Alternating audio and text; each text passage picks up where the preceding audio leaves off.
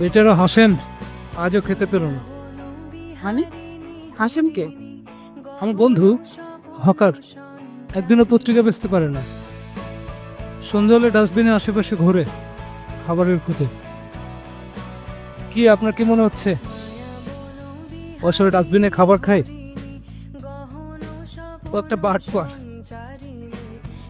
ডাস্টবিনের খাবার খাবে বলেও ভদ্রলোকদের ভয় দেখায়। প্রতিদিন ওকে কেউ না কেউ চা বিস্কুট কিছু একটা খাওয়ায়। কি বলছেন এসব?